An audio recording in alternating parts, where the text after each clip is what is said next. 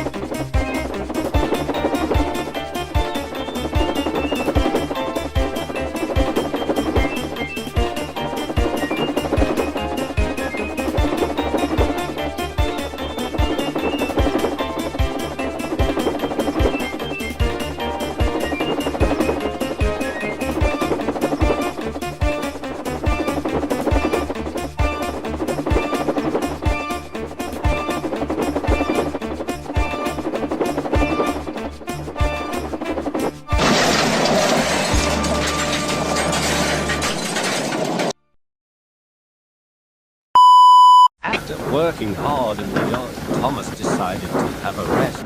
Oh, driver, I'm tired and need a rest.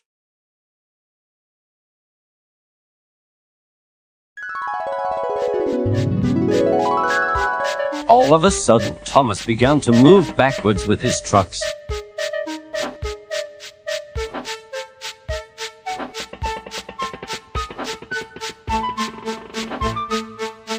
Oh no, I am going to cross. The brakeman crashed into the buffers and fell on the siding.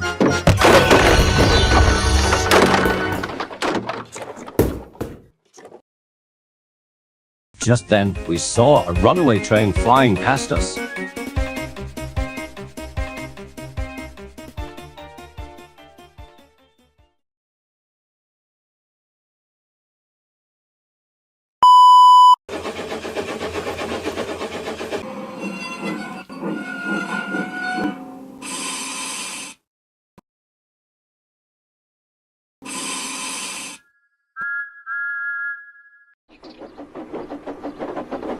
The day was beautiful. Thomas' blue paint sparkled in the sun, and his number 1 kept him proud.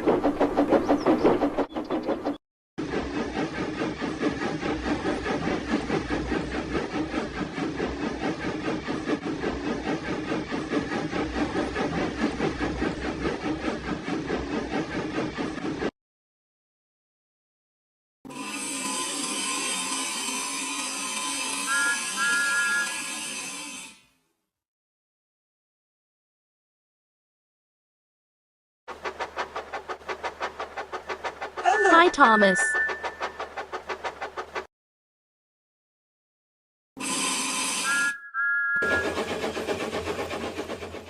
One day, Thomas and Percy was shunting trucks in their yard.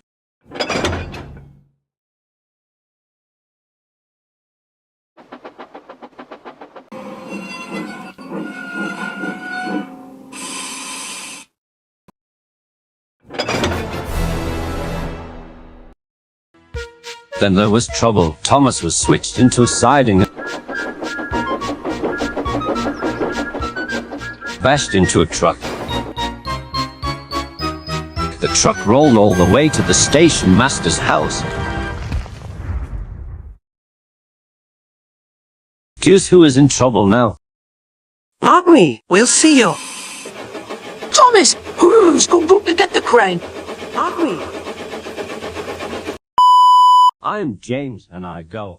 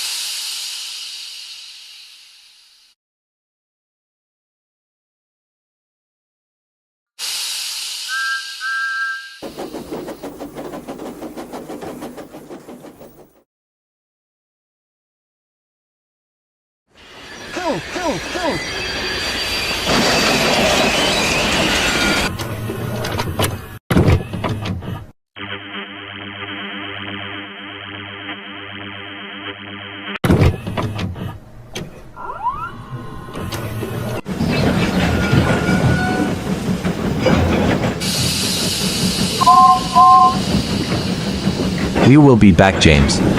Okay. Driver.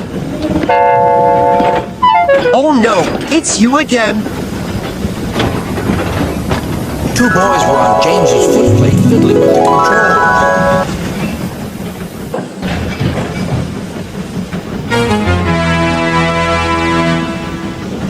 You better not.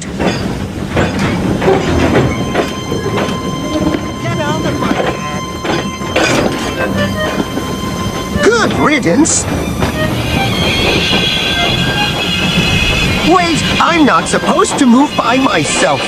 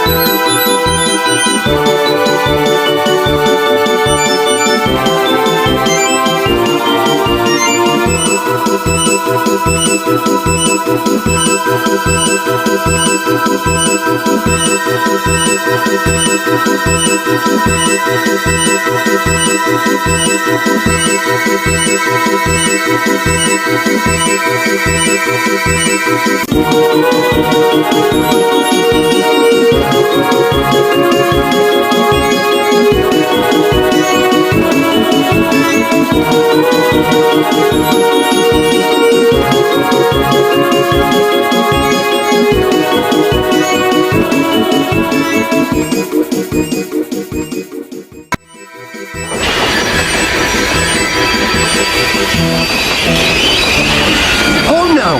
It's too late!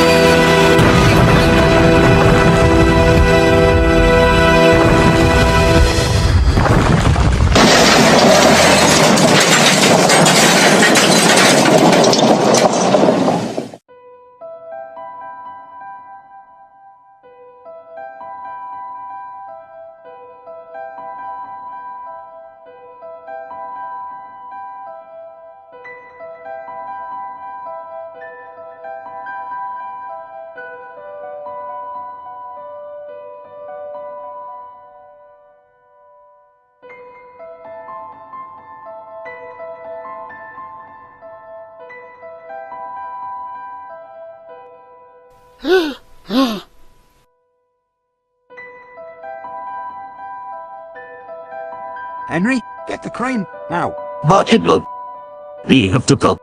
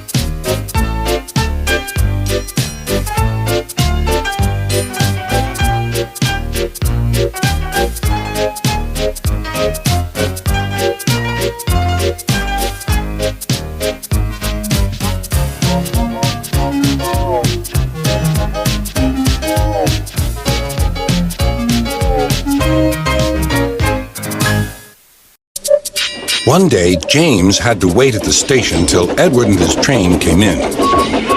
This made him cross. Late again! Edward laughed and James fumed away.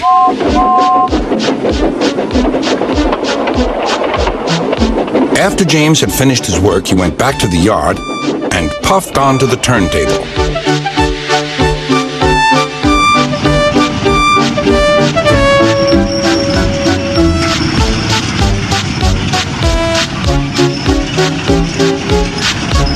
He was still feeling very bad-tempered. Edward is impossible, he grumbled to the others. He clanks about like a lot of old iron, and he is so slow, he makes us wait. Thomas and Percy were indignant. Old iron? Slow? Why, Edward could beat you in a race any day. Really, said James. I should like to see him do it.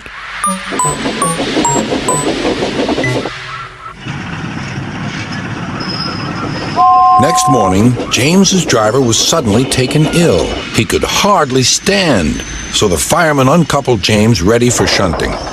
James was impatient. Suddenly, the signalman shouted. There was James puffing away down the line. All traffic halted, called the signalman. Then he told the fireman what had happened. Two boys were on James's footplate fiddling with the controls. Phew! They tumbled off and ran when James started. The signalman answered the telephone. Yes? He's here. Right. I'll tell him. The inspector's coming at once. He wants a shunter's pole and a coil of wire rope. What for? Wondered the fireman. Search me, but you'd better get them quickly.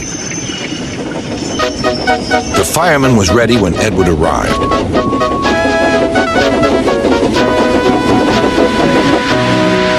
The inspector saw the pole and the rope. Good man, jump in. We'll catch him, puffed Edward. James was laughing.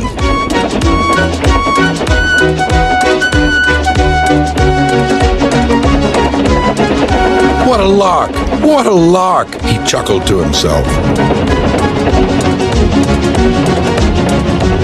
Suddenly, he was going faster and faster.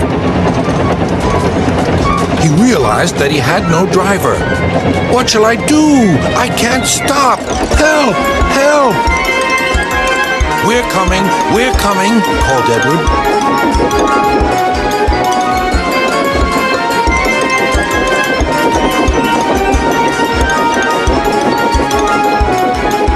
Edward was panting up behind with every ounce of steam he had. At last, he caught up with James.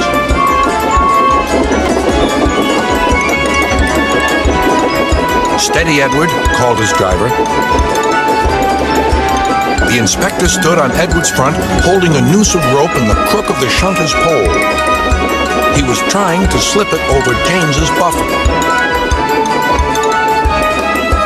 The engines swayed and lurched. At last, got him, he shouted. He pulled the noose tight.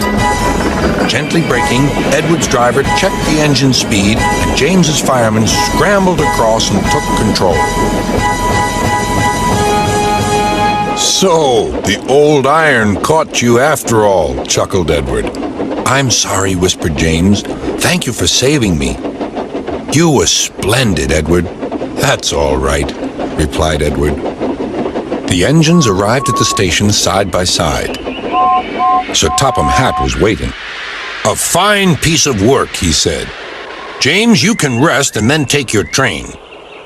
I'm proud of you, Edward. You shall go to the works and have your worn parts mended. Oh, thank you, sir, said Edward. It'll be lovely not to clank.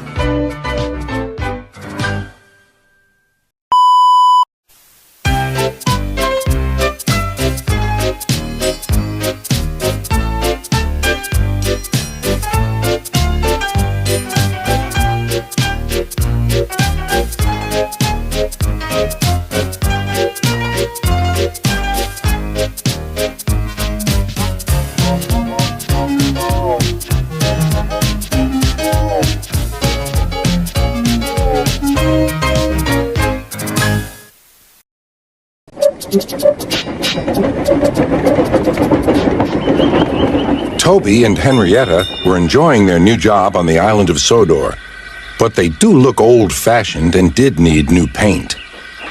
James was very rude whenever he saw them. Yuck! What dirty objects, he would say. At last, Toby lost patience. James, he asked, why are you red? I am a splendid engine, answered James, ready for anything. You never see my paint dirty. Oh, said Toby innocently. That's why you once needed bootlaces, to be ready, I suppose. James went redder than ever and snorted off. It was such an insult to be reminded of the time a bootlace had been used to mend a hole in his coaches.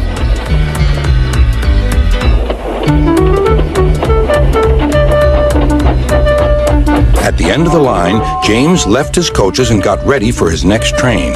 It was a slow freight, stopping at every station to pick up and set down cars. James hated slow freight trains. Dirty cars from dirty sidings. Yeah!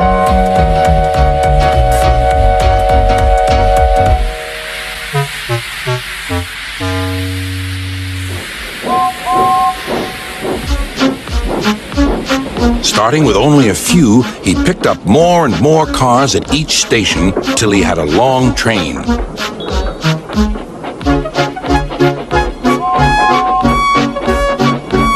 At first, the freight cars behaved well, but James bumped them so crossly that they were determined to get back at him. Presently, they approached the top of Gordon's Hill. Heavy freight trains halt here to set their brakes. James had had an accident with cars before and should have remembered this. Wait, James, wait, said the driver, but James wouldn't wait. He was too busy thinking what he would say to Toby when they next met. The freight car's chance had come. Hurrah! Hurrah! They laughed, and banging their buffers, they pushed him down the hill. On! On! Yelled the cars. I've got to stop! I've got to stop! Groaned James.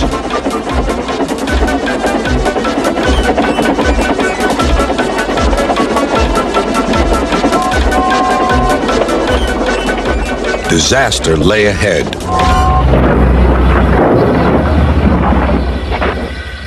Something sticky splashed all over James. He had run into 2 tar wagons and was black from smokebox to cab. He was more dirty than hurt. But the tar wagons and some cars were all to pieces.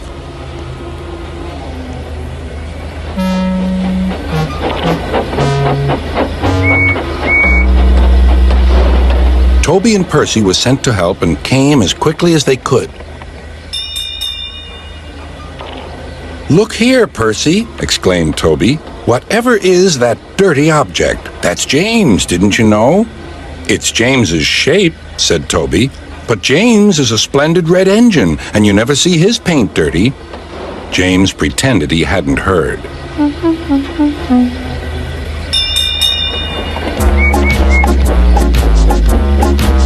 Toby and Percy cleared away the unhurt cars and helped James home.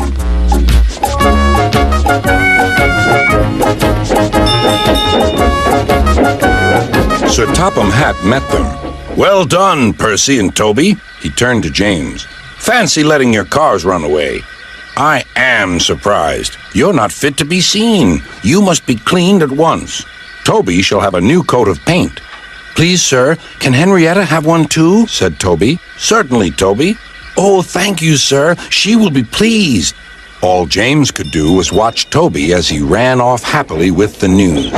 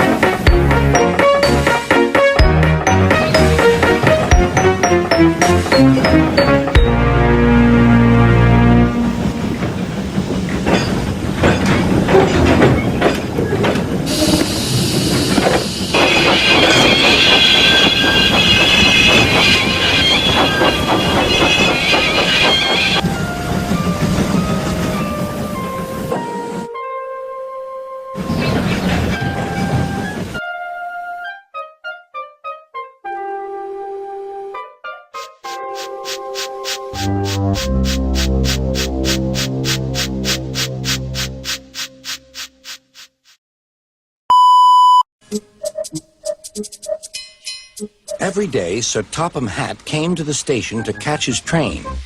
"Hello," he always said to Thomas. "Don't let the silly freight cars tease you. Remember, you have an important job as a special helper in the train yard."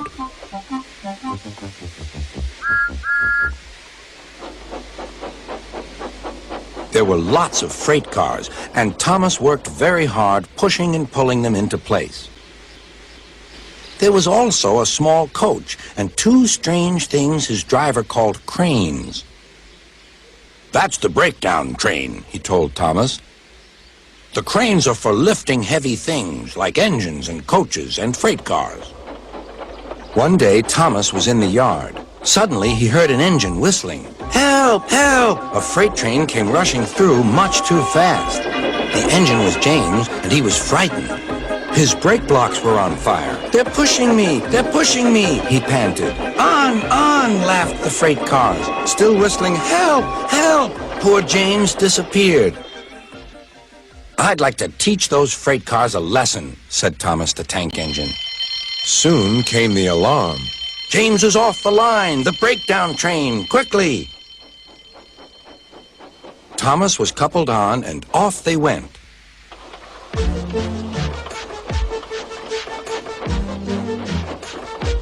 Thomas worked his hardest. "Hurry, hurry, hurry," he puffed. He wasn't pretending to be like Gordon. He really meant it. "Bother those freight cars and their tricks. I hope poor James isn't hurt."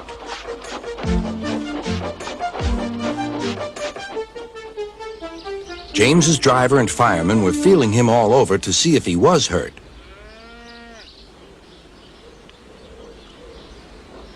"Never mind, James," they said. "It was those silly freight cars and your old wooden brakes that caused the accident."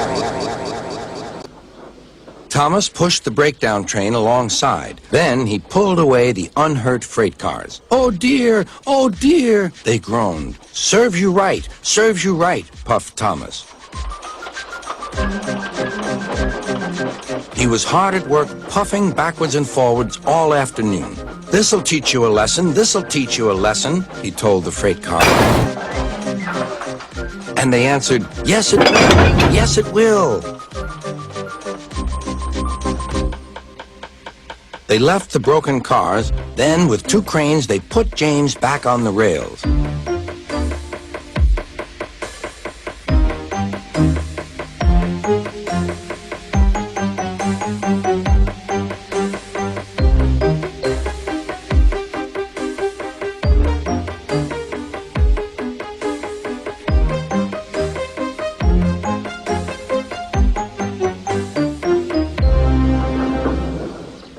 He tried to move, but he couldn't, so Thomas helped him back to the shed.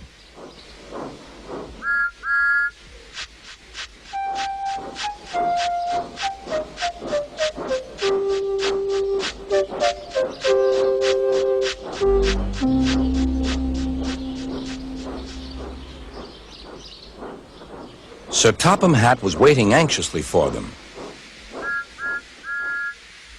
"Well, Thomas," he said, "I've heard all about it, and I'm very pleased with you. You're a really useful engine. James shall have some proper brakes and a new coat of paint, and you shall have a branch line all to yourself." "Oh, thank you, sir," said Thomas. Now Thomas is as happy as can be. He has a branch line and 2 coaches called Annie and Clarabelle. He puffs proudly backwards and forwards with them all day.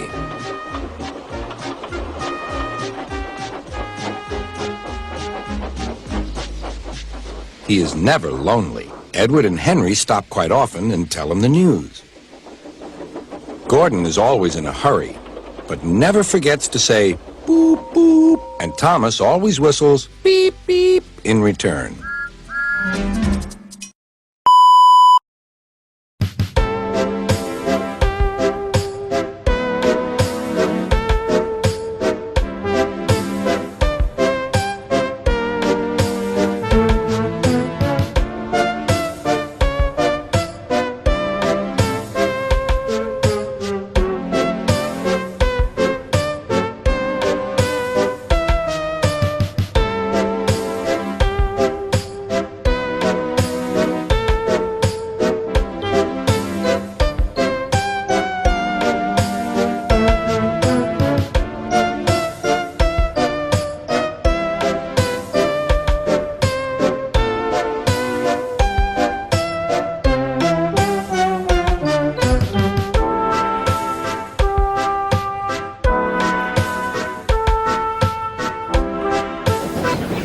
This is the Northwestern Railway.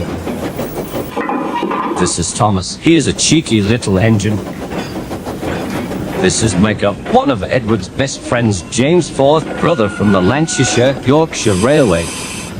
Okay, Micah, you're ready. Thanks for shunting my train, Thomas. Micah knows a lot about Sodor. He has arrived in 1921.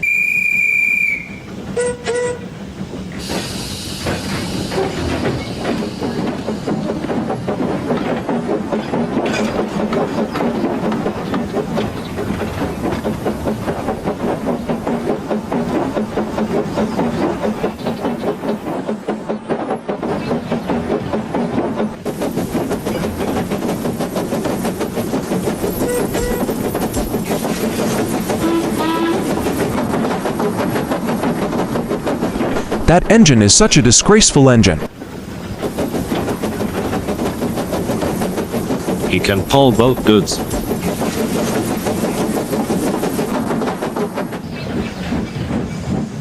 and passengers.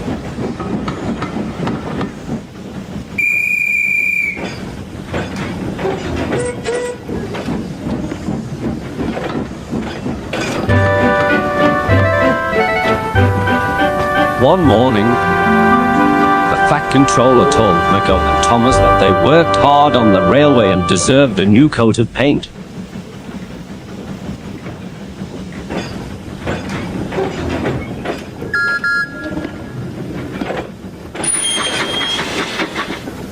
They were at the paint shop. Blue and red stripes with a number 1. Ting a black with red stripe. You look splendid, Micah. Everyone was getting ready for their jobs for the day.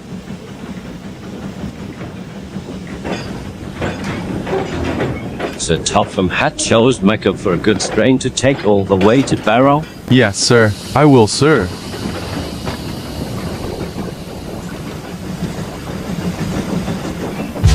Micah took the goods train Sir Topham Hatt told him to get.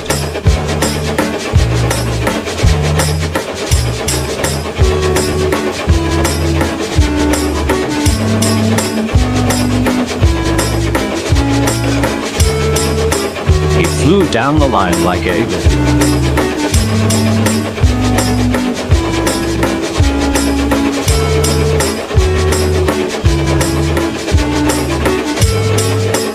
Wasn't long before they reached Gordonsville.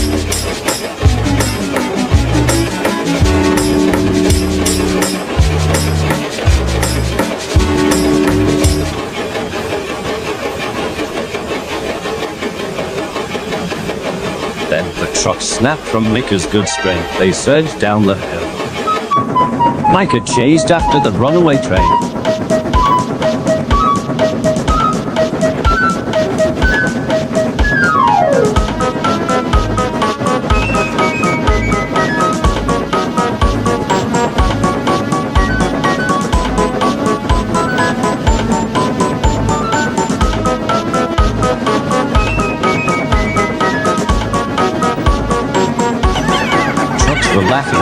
whistling to get the signalman's attention. It wasn't long when they reached another goods train. Micah saw the train and slammed on the brakes. The runaway train crashed into the goods train, smashing into pieces. The Topham Hat wasn't pleased. Micah, I'm not pleased with your accident you caused. Now trains will be delayed, and it will take a while fixed. Now the big engines have to go on the branch line until the line is fixed.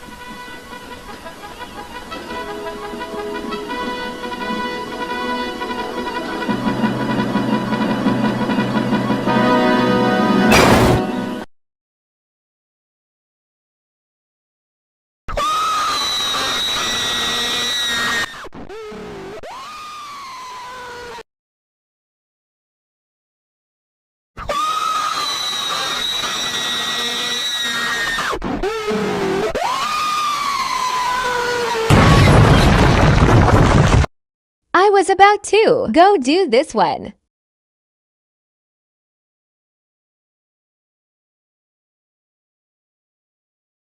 What the hell is this?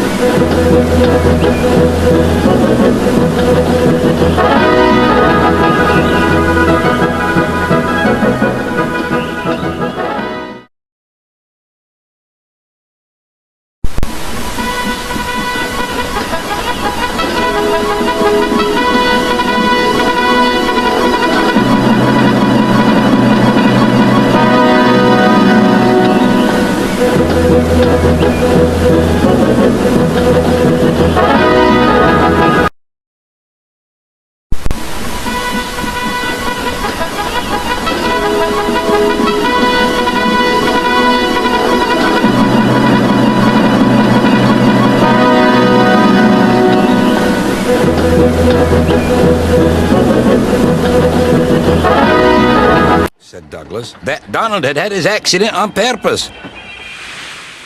I hear tell about an engine and some tar wagons. Shut up, Said James. it's not funny. He didn't like to be reminded of his own accident.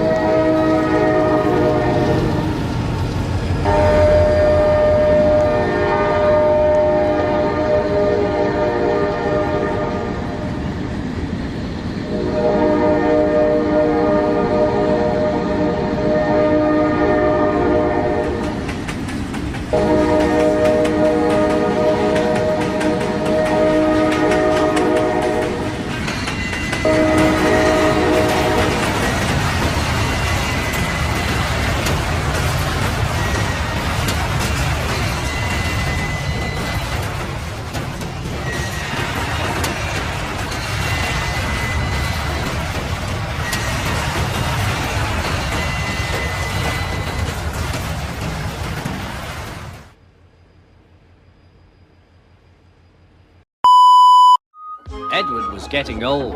His bearings were worn, and he clanked as he puffed along. He was taking empty cattle cars to a market town. The sun shone, birds sang. But Edward was heading for trouble. Come on, he puffed. Oh, oh, oh, oh, screamed the cars. Edward puffed and clanked. The cars rattled and screamed. Some cows were grazing nearby. They were not used to trains. The noise and smoke disturbed them. As Edward clanked by, they broke through the fence and ran across the line. A coupling was broken, and some cars were left behind.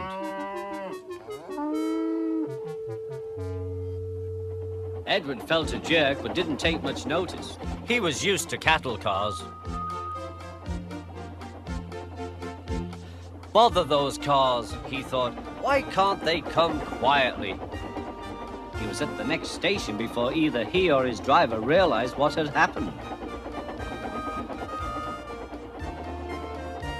When Gordon and Henry heard about the accident, they laughed and boasted.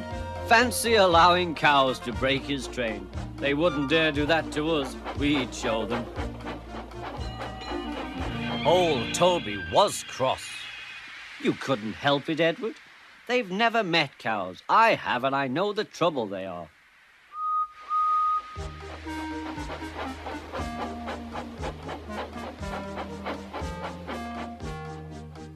Some days later, Gordon rushed through Edward's station. Poop, poop, mind the cows.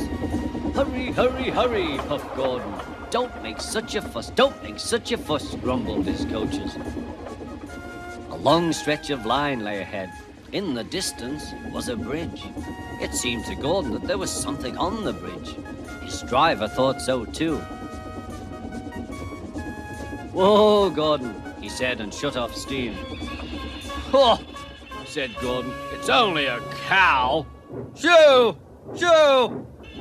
He moved slowly onto the bridge, but the cow wouldn't shoo. She had lost her calf and felt lonely. Moo, she said sadly. Everyone tried to send her away, but she wouldn't go. Henry arrived.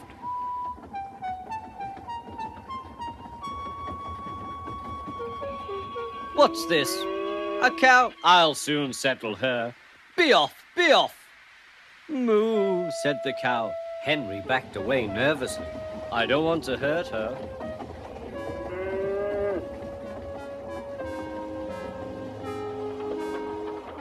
At the next station, Henry's conductor told them about the cow and warned the signalman that the line was blocked.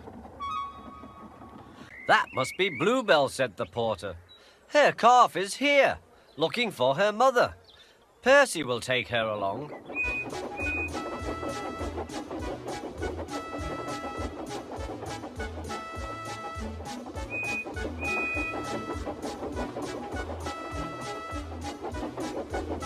At the bridge, Bluebell was very pleased to see her calf again, and the porter led them away.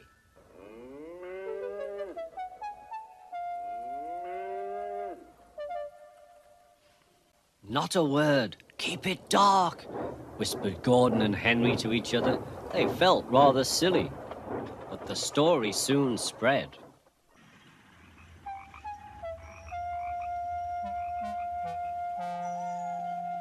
Well, well, well, chuckled Edward. Two big engines afraid of a cow? Afraid? Rubbish, said Gordon. We didn't want the poor thing to hurt herself by running up against us. We stopped so as not to excite her. You see what I mean, my dear Edward? Yes, Gordon, said Edward. Gordon felt somehow that Edward saw only too well.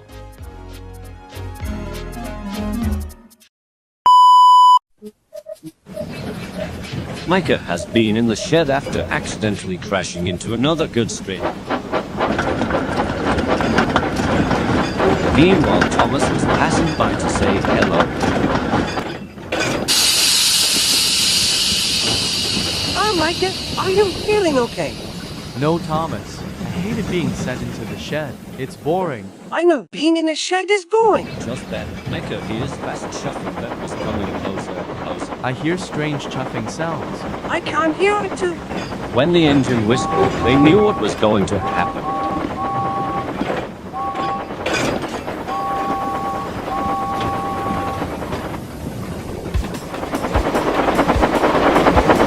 It was James. He was pulling a good string and his brakes were on fire. He rushed through a station and the strange shuffling noises were gone. James, I'm coming to save you.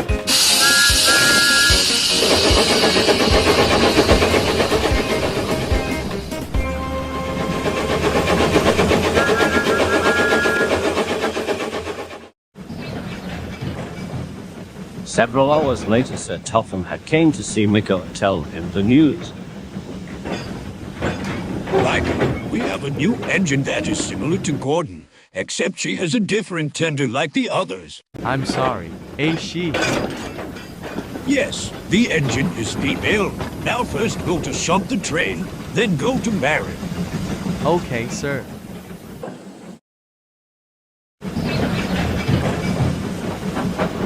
Hello, you must be the female engine. I'm Micah, and you are? Jamil. You're not much of a chatterbox, Jamil. When were you made? 1914. When were you made? 1919. So you're in Atlantic? Yeah. What about you, Blackie? Pretty much a Lancashire and Yorkshire class 28. Yeah, whatever. Now go fetch me my train, Long Funnel. Alright, ya greenie.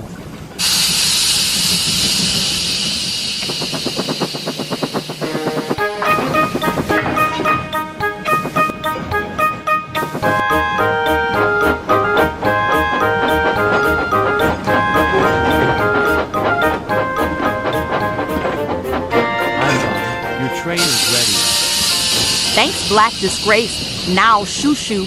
Not even a thank you.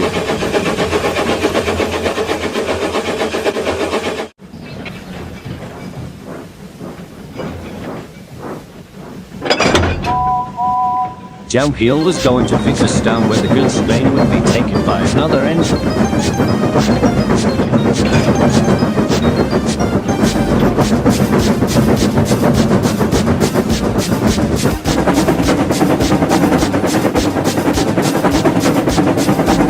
Meanwhile, Micah was waiting for Thomas to go get his train ready. Come on, Micah. We got to go help the new engine get up the hill. But driver, she is going to make me late for the goods train. Sir Topham Hatt told me he will have Edward do it instead of us. Ugh, now I got to help the rude engine. Jamil was waiting for Micah to help her with the goods train.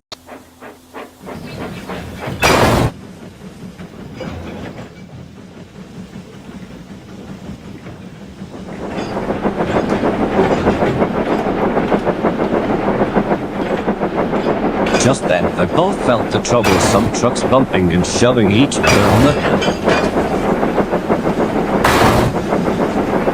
Micah, what's happening? We are about to go down. Put on your brakes.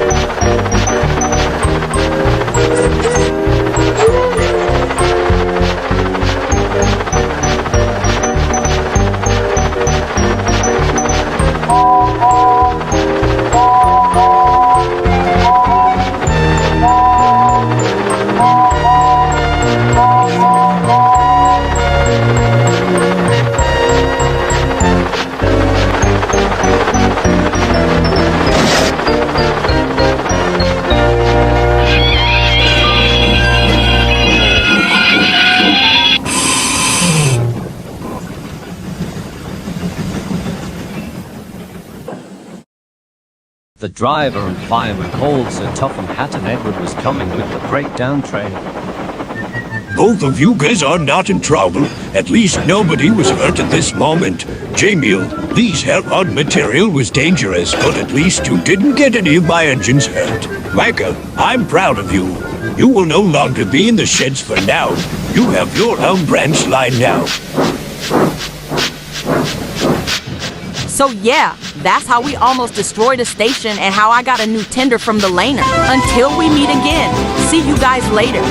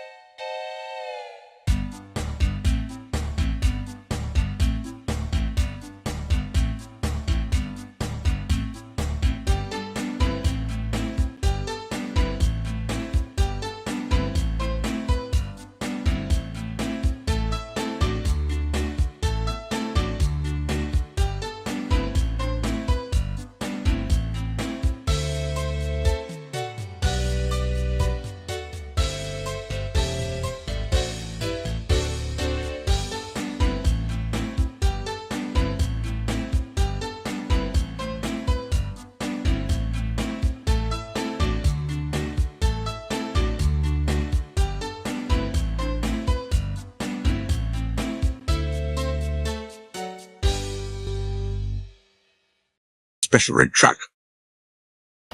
On Sodor, there are both diesels and steaming jams.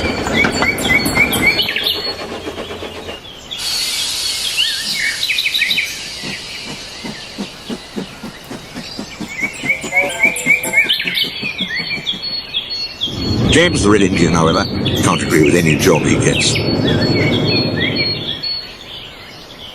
The red coaches he pulls and a special red truck in between the train. The truck is for extra luggage from the passengers on long or short journeys.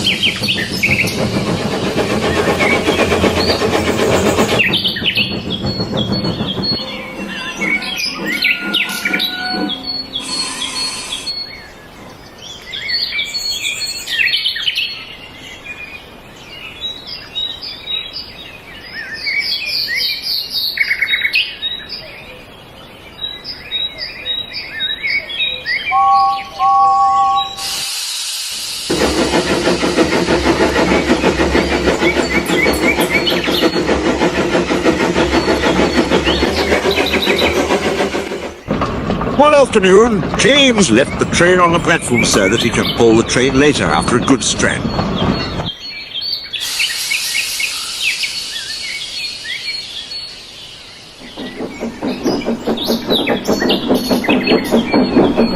Another day, another goods train.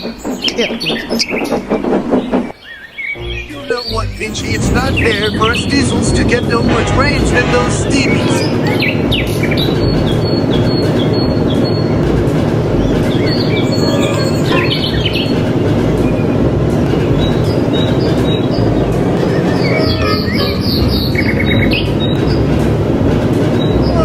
Trains are scrap metal and pipes.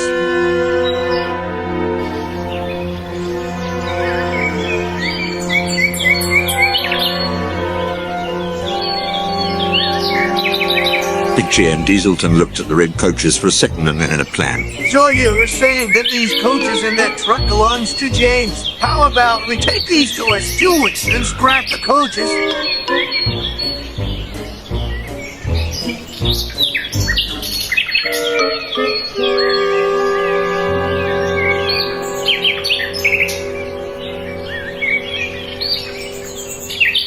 Dieselton went to the other track. A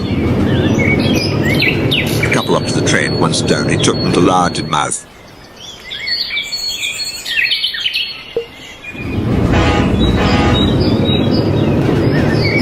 Meanwhile, James was getting his train from the harbour and was heading to Brendan Docks. Bugs me once, I'm gonna lose it.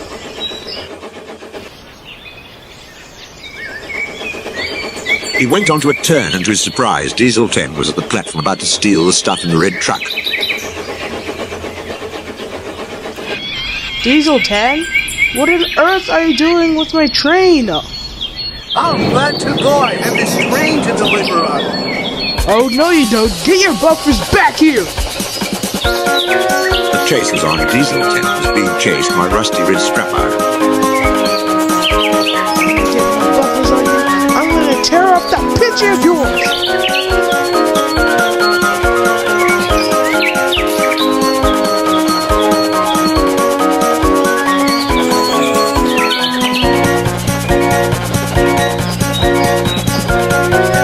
Duck, call the signalman to change the switches. The signalman switched points and James to couple up from behind.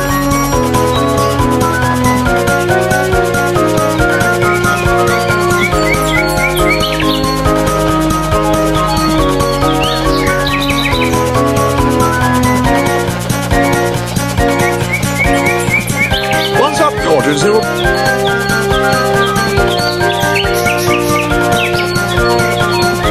Got you! It flew down the hill and almost derailed.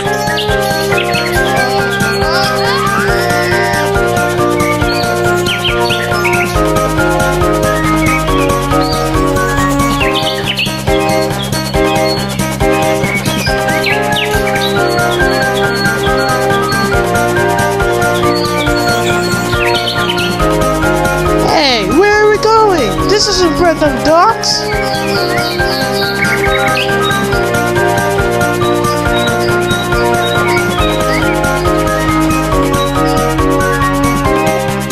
Dieselton took James to the ironworks and shoved him into the lead, burning up the metal.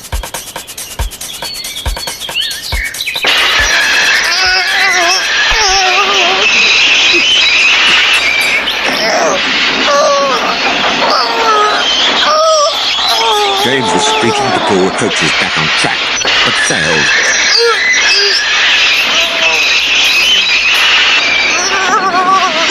Oh, heavy! Dieselton, help! Dieselton gave up to scrap the train and pulled to safety.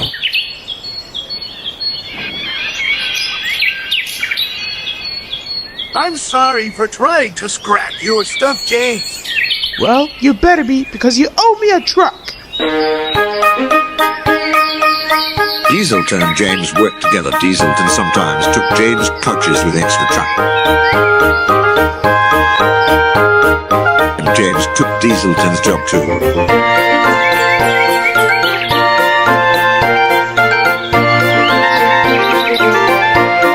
Sometimes worked together.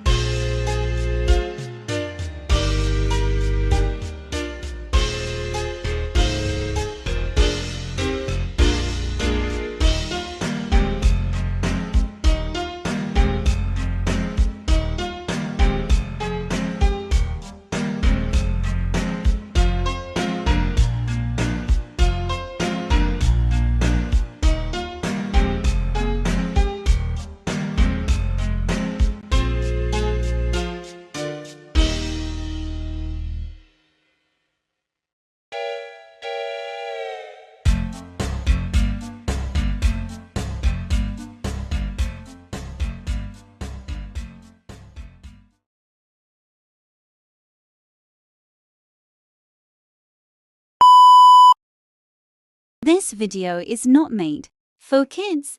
It will contain flashing lights. Thank you for reading this message. Enjoy the video.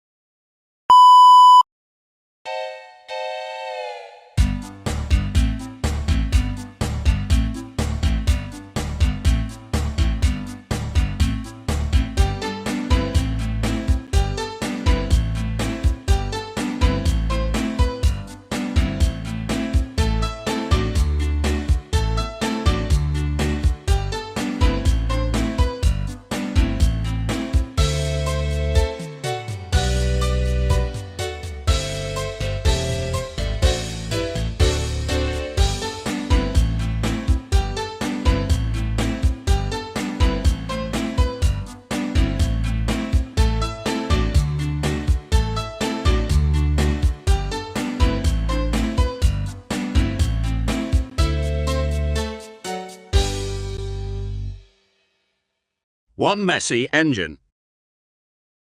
One morning, Sir Topham Hatt came to the sheds to see Thomas. Thomas, I need you to take some empty trucks and take them to the windmill for flour, then take them to Brendam Docks. Okay, sir. I'm on my way. When Sir Topham Hatt left, Thomas left the sheds and collected some trucks.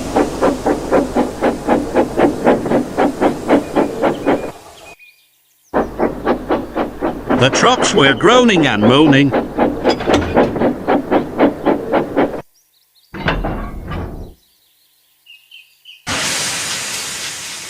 Thomas was soon finished and was on his way.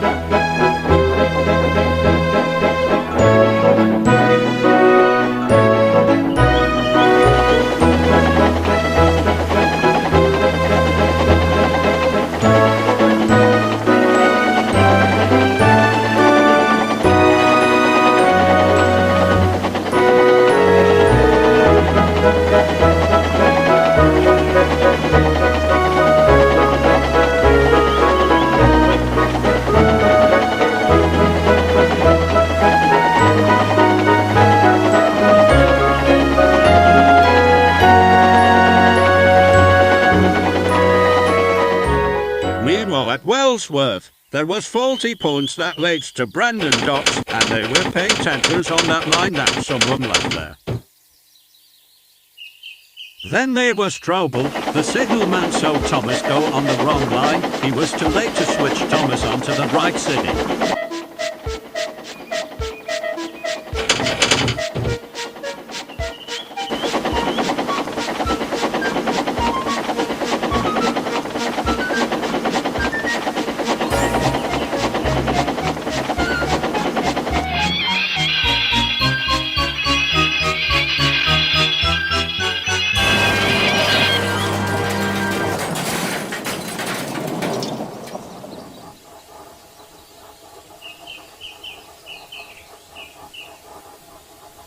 Thomas, you can get a paint job once you're done with your work, but not right now when you're on the rails. I want you to get cleaned up and get to work.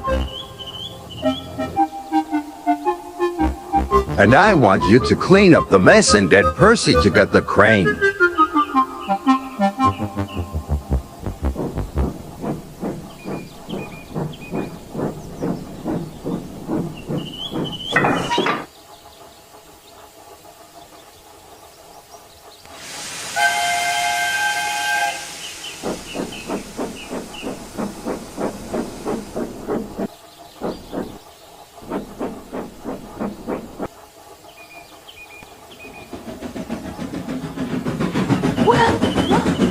What a colorful engine we have here!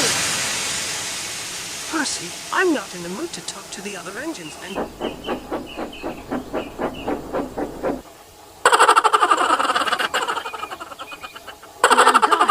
Thomas the paint engine here. Really? You guys are really... Are you? Chill, Thomas. It was just a joke. Yeah, it was a joke.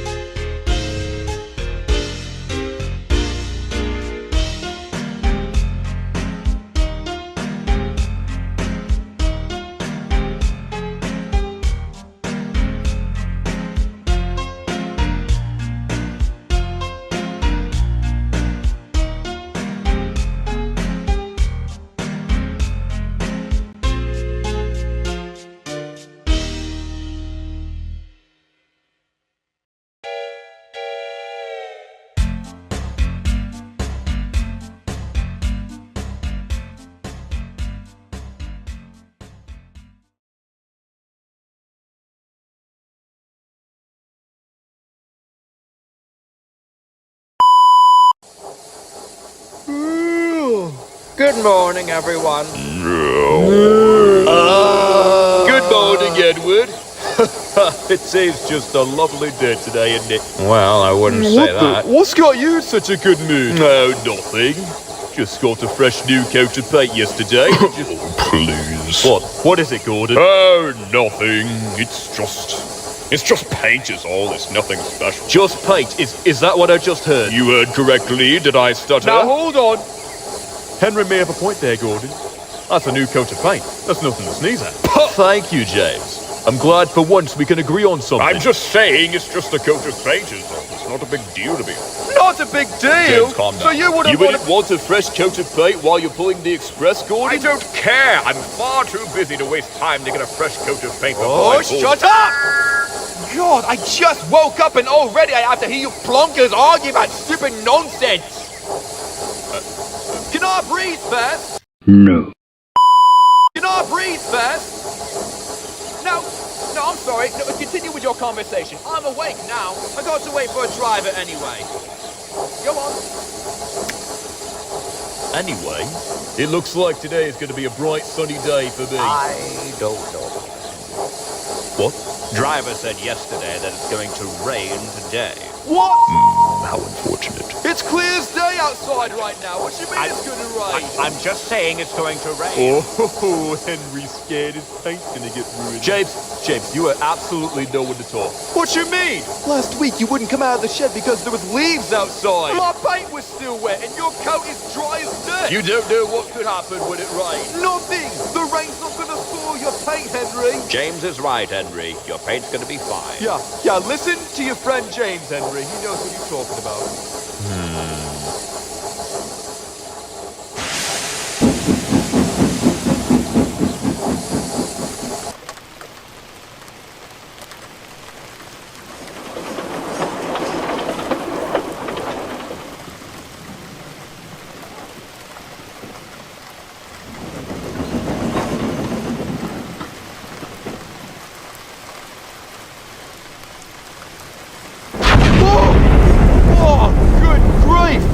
Edward was right. It is going to rain. Never mind it, Henry. Let's keep going. It'll pass by soon. Oh, no, that's not happening. No. What the? Henry! Oh, no, not today. Not now. Henry! Oh, Henry. Henry! What? Why have we stopped, Henry? You know exactly why. Henry, you can't just stop in the middle of the main line, Henry! Well, I just did. Henry! And what was that about you saying that the rain would pass soon? Because it doesn't look like it's stopping anytime soon. Your paint is gonna be fine, Henry. It's just water. It'll spoil it! Maybe even rust it! And that would never do. Henry, oh my God, it's just paint! I've got to look as good as Gordon! And he doesn't even care what he looks like! How long are you willing to stay in here, then? Until the rain passes, I'm not going anywhere. Henry, don't make me call Sir Topham Hatt. Oh, no, do it. I'd love to have a chat with him. Really now? I've told him countless times not to assign me on rainy days. All right. Stupid fat controller putting me, splendid red engine, on shunting goods trains. Oh, next time I see him, I'm gonna... Jay! Oh, sir! Oh, how you doing, sir? Oh, you look lovely today. It's a lovely day. It is today. Well, not really, because it's raining. Stow it, James! Yes, sir. Fetch some coaches and take me to the main line tunnel. It's an emergency. Yes, sir. I'm on my way, sir. Main line tunnel? What could... there's no way.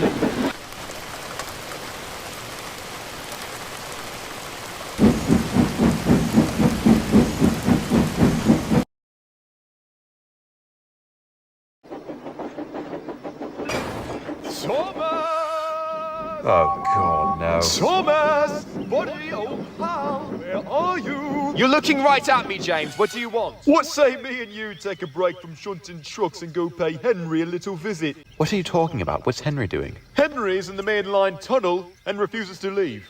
So Sir Topham Hatt sent me to fetch you to help push him out. What, are you serious? Oh, come on, Thomas, buddy. It'll be fun. No, that's not fun, James. That's extra work that Henry put on us. You call it extra work. I call it a chance to be a hero. What? Think about it, Thomas. Sir Topham Hatt's gonna be there, and once he sees me and you push Henry out of the tunnel, he'll be proud of both of us. And he'll be so proud, he'll give each of us our own branch line.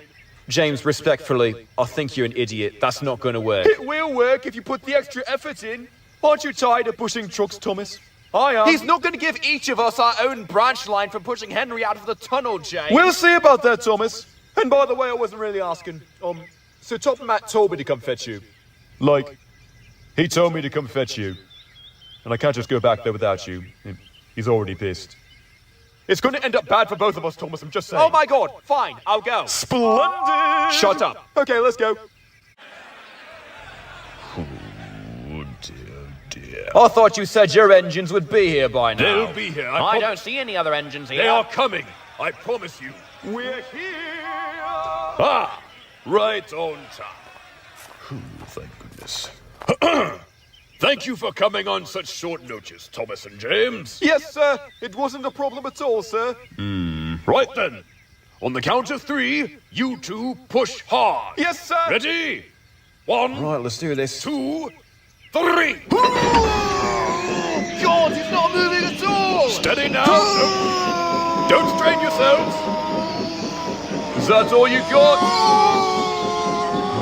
All right, stop! Come on, move! It would look so cool if you moved, Henry, please! James, stop! Good Lord, you're going to burst your boiler open! Sorry, sir. That'll be all, you two. Return to your duties. Yes, sir. So what branch line do you run now, James? Don't talk to me, Thomas. Do you want me to phone Gordon's driver, sir? No. I've got a better idea. James! Oh, yes, sir. Do you want me to push again, sir? Bring those coaches back here and take Henry's passengers home. Yes, sir. I will, sir. Henry wants to stay in the tunnel. His wish is granted. Phone Edward's driver to bring us some workmen with bricks and cement. Yes, sir. Henry? I've given your request some thought. Oh, have you now? Indeed I have. You want to stay in the tunnel? Fine. You can stay. For always and always and always. What? You'll never have to worry about the rain spoiling your paint again. What are you implying? You're just gonna leave me here? In the middle of the main line? You're bluffing, am I now? Ah, Edward. Right on time. Oh, crap. You know, I changed my mind, sir. No. No take-backs. A deal is a deal, Henry. Oh,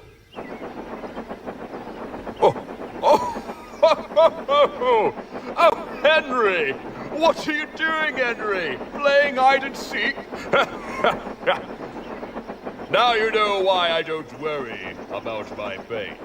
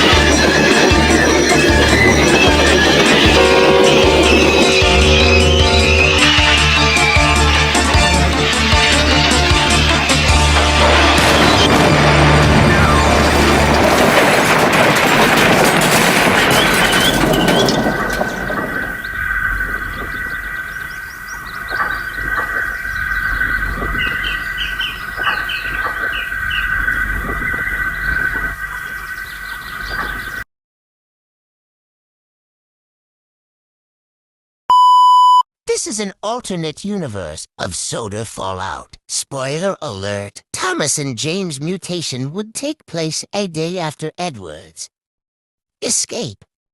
Thank you for reading this message. Enjoy.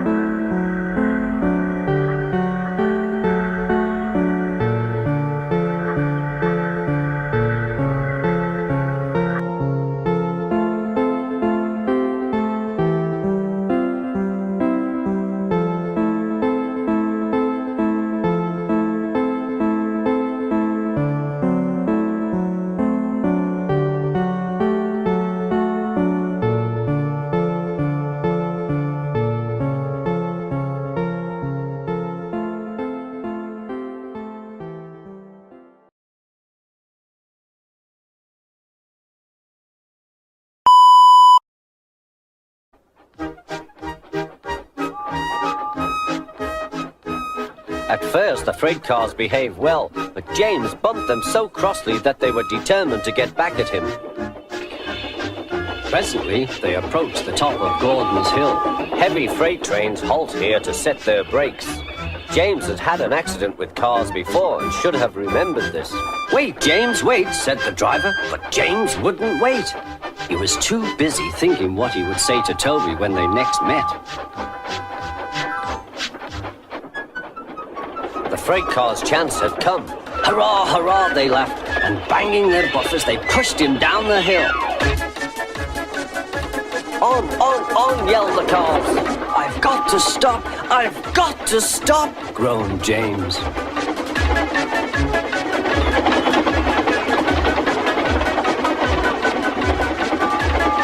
Through the station they thundered. Disaster lay ahead.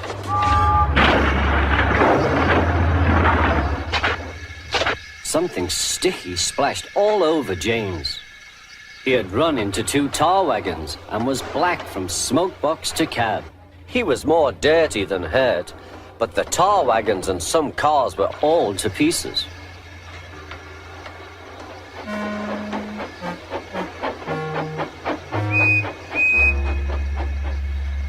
Toby and Percy were sent to help and came as quickly as they could.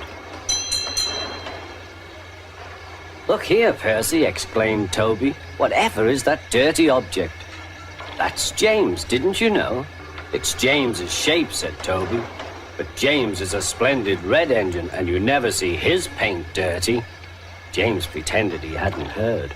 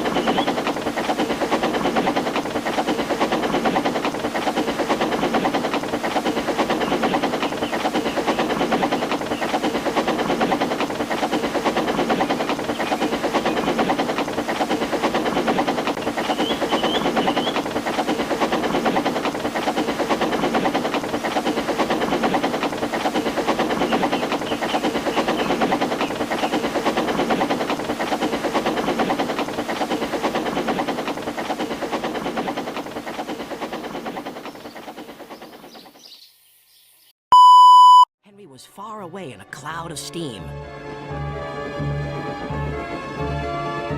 But when Henry reached the coastal track, his hopes for a fast run were dashed. Fog floated everywhere. "I can't see!" cried Henry, nor could his driver.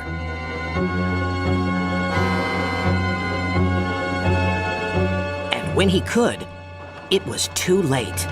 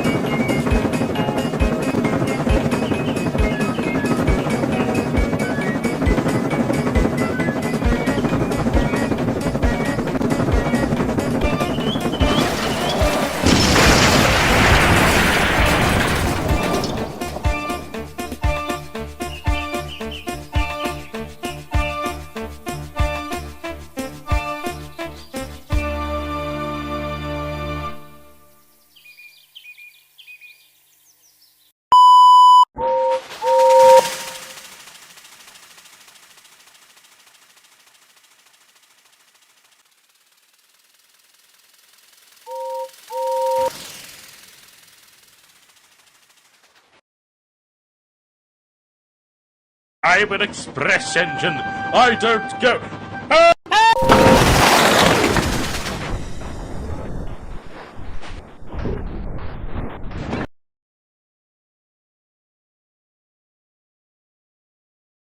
Fuck. Every day, Sir Topham Hatt came to the station to catch his train. "Hello," he always said to Thomas. "Don't let the silly freight cars tease you. Remember, you have an important job as a special helper in the train yard."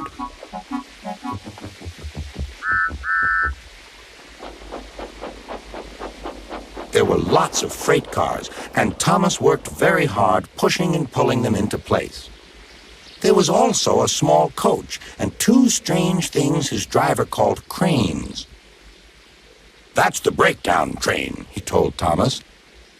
"The cranes are for lifting heavy things like engines and coaches and freight cars."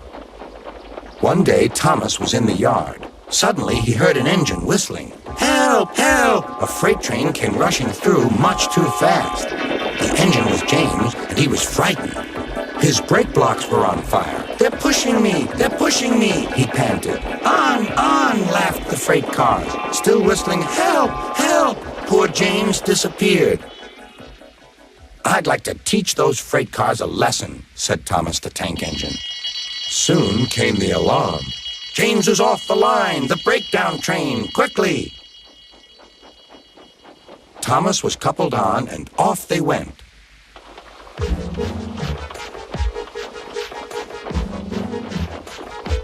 Thomas worked his hardest. "Hurry, hurry, hurry," he puffed.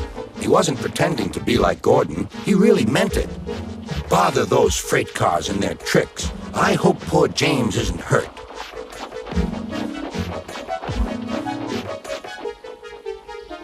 James's driver and firemen were feeling him all over to see if he was hurt.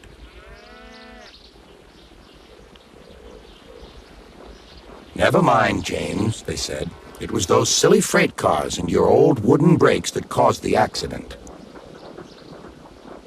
Thomas pushed the breakdown train alongside. Then he pulled away the unhurt freight cars. "Oh dear! Oh dear!" they groaned. "Serves you right! Serves you right!" puffed Thomas.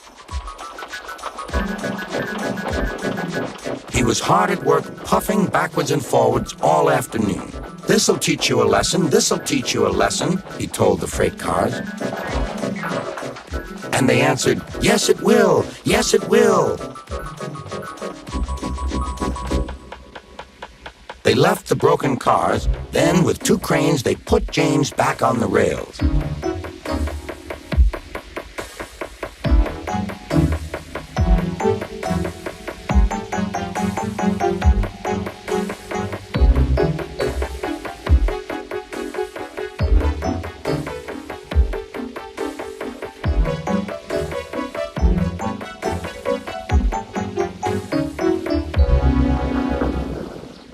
He tried to move, but he couldn't, so Thomas helped him back to the shed.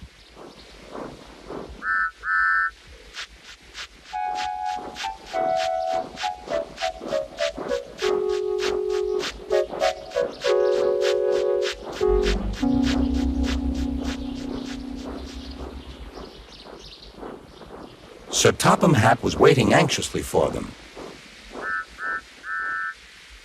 "Well, Thomas," he said, "I've heard all about it, and I'm very pleased with you. You're a really useful engine. James shall have some proper brakes and a new coat of paint, and you shall have a branch line all to yourself." "Oh, thank you, sir," said Thomas. Now Thomas is as happy as can be. He has a branch line and 2 coaches called Annie and Clarabelle.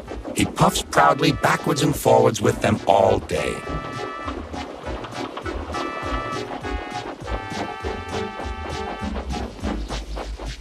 He is never lonely. Edward and Henry stop quite often and tell him the news. Gordon is always in a hurry, but never forgets to say boop, boop, and Thomas always whistles beep, beep in return.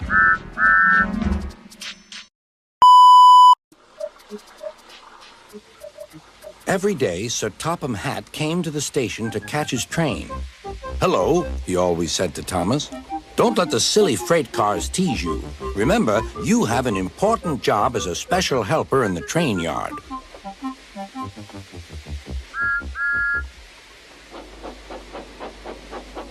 There were lots of freight cars, and Thomas worked very hard pushing and pulling them into place. There was also a small coach and 2 strange things his driver called cranes. "That's the breakdown train," he told Thomas. "The cranes are for lifting heavy things like engines and coaches and freight cars." One day, Thomas was in the yard. Suddenly, he heard an engine whistling. "Help! Help!" A freight train came rushing through much too fast. The engine was James, and he was frightened. His brake blocks were on fire. "They're pushing me! They're pushing me!" he panted. "On! On!" laughed the freight cars, still whistling, "Help! Help!" Poor James disappeared. "I'd like to teach those freight cars a lesson," said Thomas the tank engine. Soon came the alarm. "James is off the line! The breakdown train! Quickly!" Thomas was coupled on, and off they went.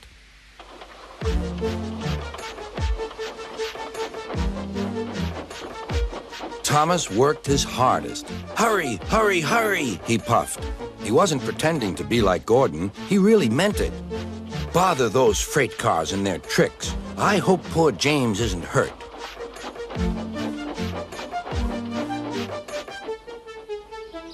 James's driver and firemen were feeling him all over to see if he was hurt.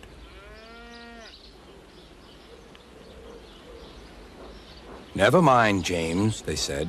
"It was those silly freight cars and your old wooden brakes that caused the accident." Thomas pushed the breakdown train alongside. Then he pulled away the unhurt freight cars. "Oh dear, oh dear," they groaned. "Serves you right, serves you right," puffed Thomas. He was hard at work, puffing backwards and forwards all afternoon. "This'll teach you a lesson, this'll teach you a lesson," he told the freight cars. And they answered, "Yes, it will, yes, it will."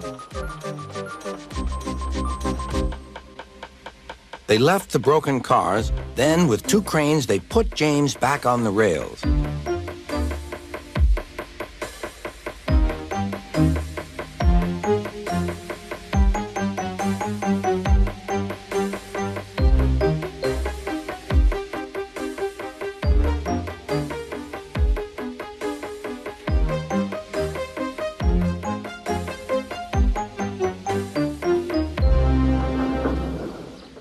He tried to move, but he couldn't, so Thomas helped him back to the shed.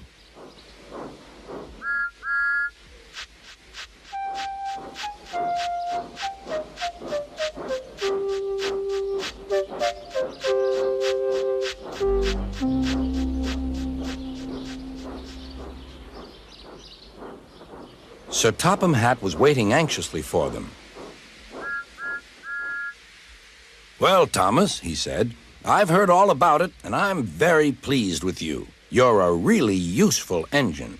James shall have some proper brakes and a new coat of paint, and you shall have a branch line all to yourself." "Oh, thank you, sir," said Thomas. Now Thomas is as happy as can be.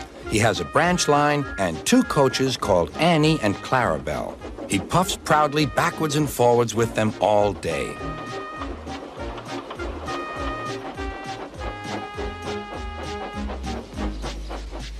He is never lonely. Edward and Henry stop quite often and tell him the news. Gordon is always in a hurry, but never forgets to say boop, boop, and Thomas always whistles beep, beep in return.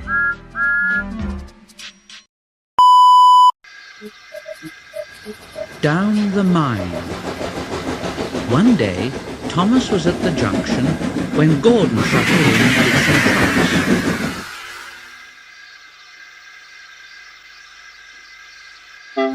Thomas said, "Oh, what a funny smell."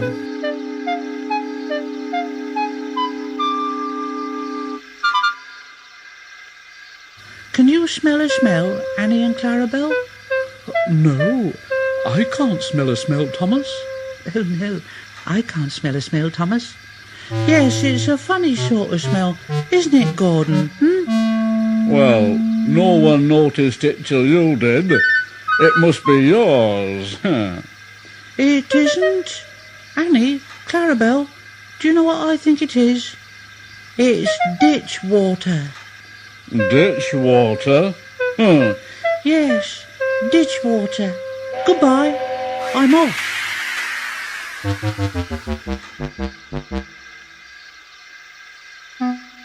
Annie and Clarabelle could hardly believe their ears. They kept telling Thomas, "You mustn't be rude. You make us ashamed." "Well, you mustn't be rude. You make us ashamed." But Thomas didn't care a bit. He just laughed. "Oh, that was funny, that was. That really was funny." He felt very pleased with himself. Annie and Clarabelle were deeply shocked. They had great respect for Gordon, the big engine.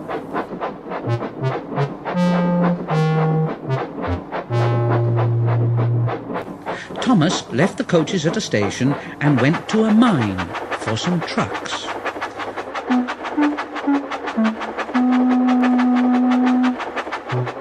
Long ago, miners digging for lead had made tunnels under the ground. Though strong enough to hold up trucks, their roofs could not bear the weight of engines. A large notice said, "Danger! Engines must not pass this board."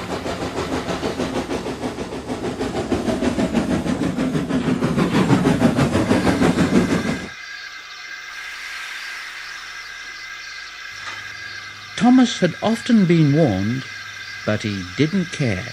He'd often tried to pass the board, but he'd never succeeded, and he always used to say, "Ha! Silly old board! Silly old board!" He had to push empty trucks into one siding and pull out full ones from another. His driver stopped him, and the fireman went to turn the points. This morning he laughed as he puffed along, and he made a plan. The fireman waved, "Come on! Come on!" And then Thomas started.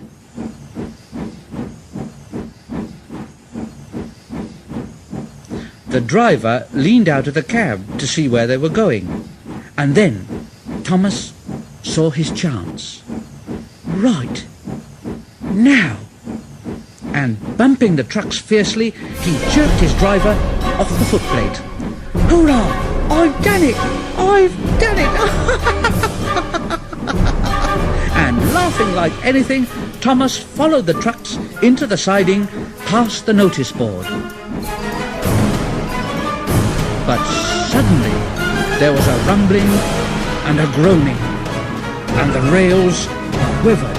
The fireman jumped clear just as the ground sank and sank, and the rails sank. And Thomas dropped right down into the big hole that had suddenly appeared. "Oh, oh dear! Shh, shh! Oh, fire and smoke! Oh, oh, oh! Oh, oh! I'm sunk!" And he was. He could just see out of the hole, but he couldn't move. Oh dear. Oh dear. Oh, I am a silly little engine. No. Yes, and a very naughty one too, Thomas. I saw you. It was the fat controller. Oh, please, sir, get me out, sir, and I won't be naughty again. Well, I'm not so sure about that. We can't lift you out with the crane. The ground's not firm enough now. Let me see. I wonder if Gordon could pull you out. Oh, Gordon, yes. Oh. Thomas didn't want to meet Gordon just yet.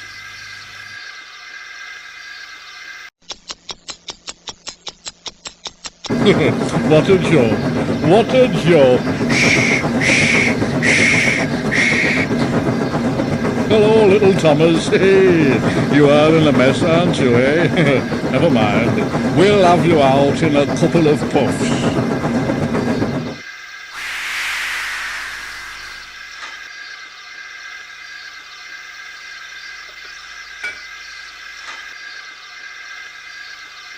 But they didn't pull Thomas out in 2 puffs.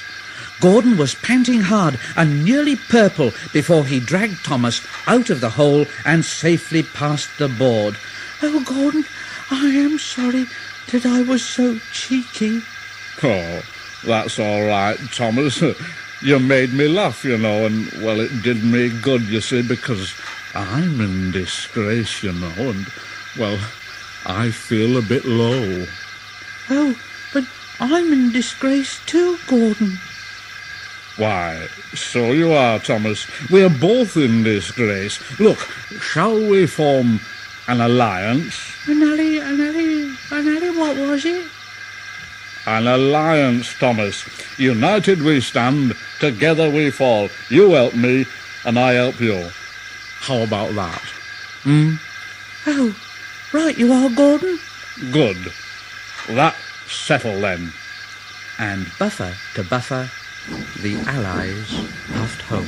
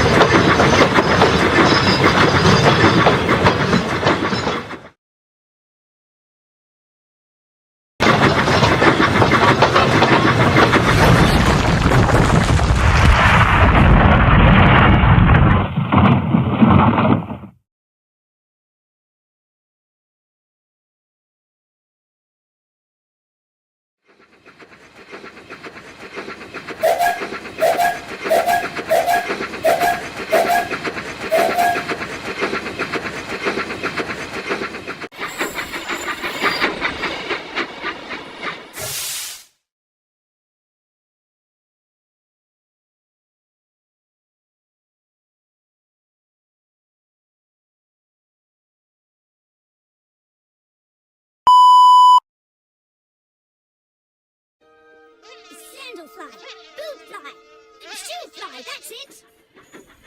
Better still, buzz off. Botheration. You weren't concentrating, Thomas. Lucky for you that the buffers were there. That's what buffers are for, to stop engines from crashing. What are you doing in the sheds, James? I'm feeling a little blue, which isn't so hot when you're red. I was naughty and Sir Topham Hatt told me to think about all the ways I can be really useful. Then I can come out again. He's just trying to make this a better railway for steam engines. Sir Topham Hatt says the harder we work, the less he'll need diesels to help. Help you? You'll always need help. Because steam engines are cowardly, cranky, worn-out hunks of metal who couldn't hurt a fly. No, we're not. Yes, you are. Aren't. Are? Now, I've come back to find a lost steam engine. What? I'm gonna destroy her and dominate you. And then you'll be nothing but useless scrap. Right, Itchy? Big bully. Stinker! We're really useful engines. You won't dominate us, and you won't destroy her. We won't let you. Neither will Mr. Conductor. I'm off to fetch him now. What lost engine?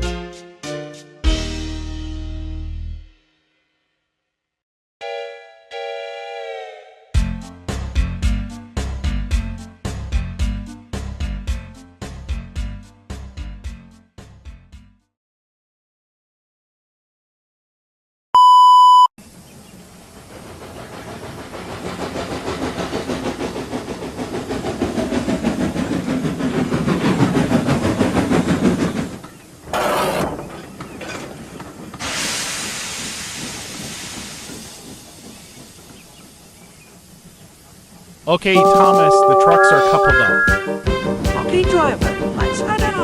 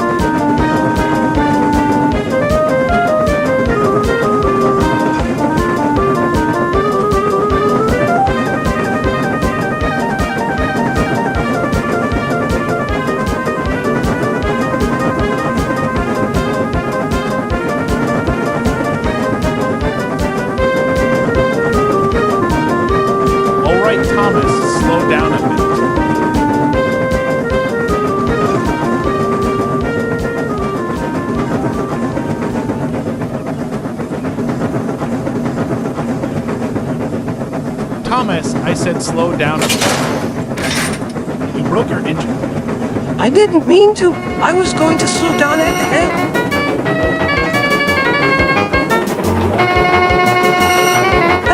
I can't stop.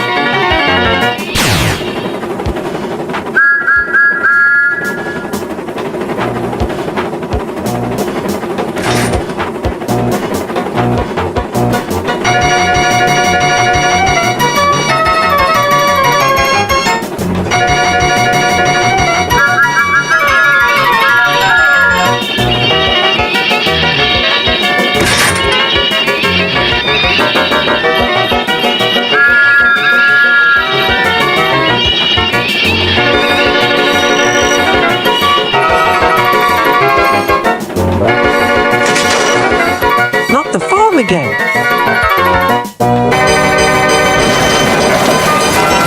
Oh, my God.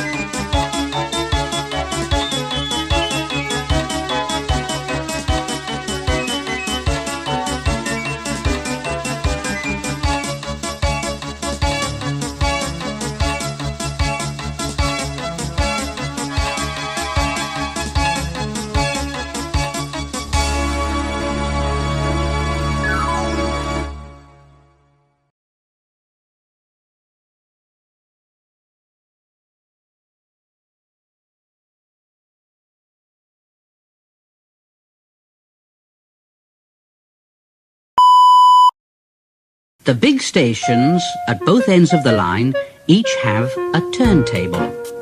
The Fat Controller had them made so that Edward, Henry, Gordon and James can be turned round.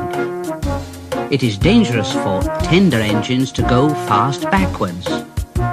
Tank engines like Thomas don't need turntables.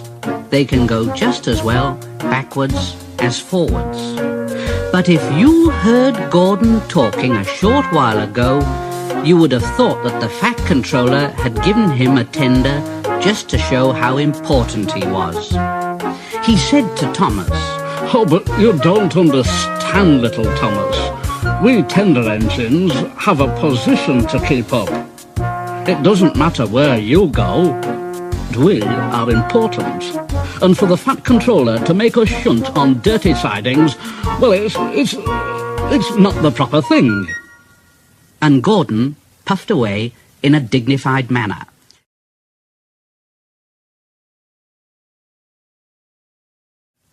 Thomas chuckled. Poor old Gordon, he is upset. And off he went with the two coaches, Annie and Clarabelle. It's disgraceful. It's disgraceful. It's disgraceful. The turntable was in a windy place close to the sea. It was only just big enough for Gordon, and if he was not on it just right, he put it out of balance and made it difficult to turn. But today, Gordon was in a bad temper, and the wind was blowing fiercely. Gordon's driver tried to make him stop in the right place, but Gordon wasn't trying. He would not stop in the right place. At last, Gordon's driver said, Oh, I give up. All right then, Gordon. We can't turn you like this because your tender upsets the balance. Now, if you were a nice tank engine, you'd be all right. But you're not. You're a tender engine, and we can't turn you around, so you'll have to pull the next train backwards. So there. When Gordon came to the platform, some little boys shouted out, "Hey, look!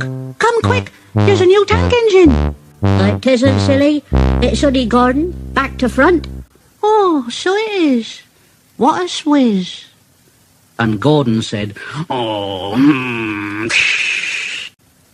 Thomas was waiting at the junction. "Oh, hello, Gordon. Playing at tank engines then? Sensible engine. Take my advice, scrap that tender of yours and have a nice banker like mine, And Gordon said, "Oh." Then James came along on his way to the turntable. "Oh, hello, Gordon. Got stuck on the turntable then, are you?" "You'll be careful, James. Otherwise you might get stuck too." No. I won't get stuck. I'm not as fat as you are. Now you just watch me."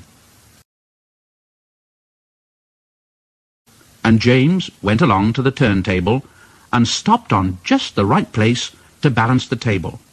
It could swing easily. The fireman turned the handle and James turned. Much too easily. The wind caught him and puffed him round and round like a top. He couldn't stop. He was spinning round and round when Gordon came along. Well, James. What are you doing? Playing roundabouts, At last, the wind died down and James stopped turning and rolled off the table to the engine shed, feeling very, very giddy.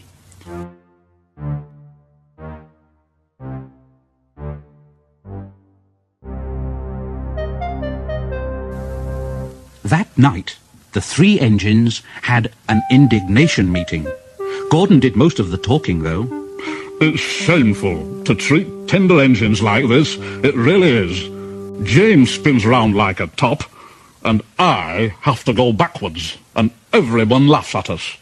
Not only that, the Fat Controller makes us shunt in dirty sidings. It's dreadful. It's dreadful. Now listen, we will act tomorrow. The Fat Controller will look silly. Now this is what we'll do. In the morning, when the driver and the fireman come,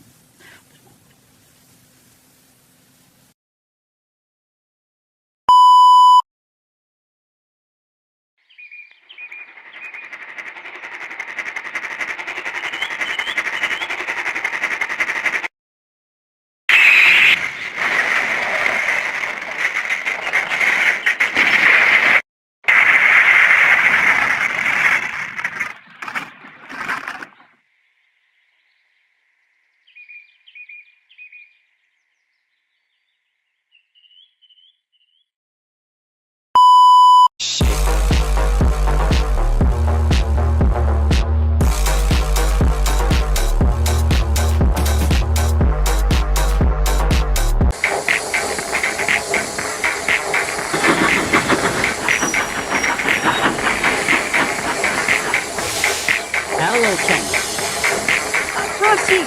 What do you got there, Thomas? I'm about to call Edward, Henry, Gordon, and James to make this deal. I couldn't phone you because you're already here.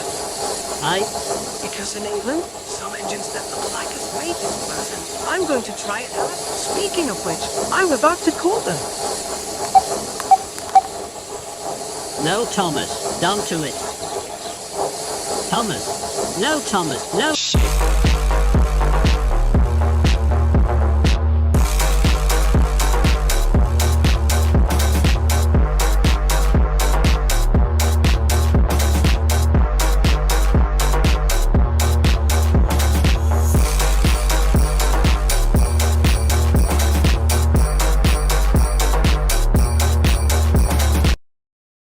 Well, for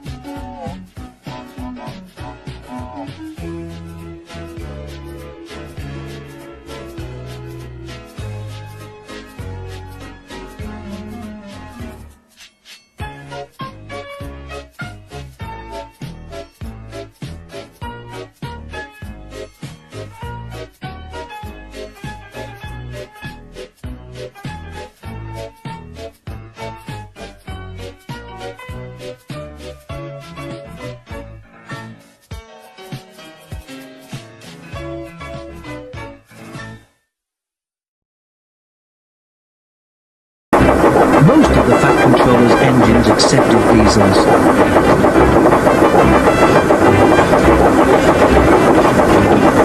James had never liked them. They're all right, said Henry, just mixed traffic engines like you and me. Mixed up engines, you mean? James grunted. With windows each end, how can they know they're coming or going? Toby has 2 cabs hooked up, and he gets on all right. So he's just a little engine, scoffed James. If an important engine like me didn't know which way to turn, what would the railway come to?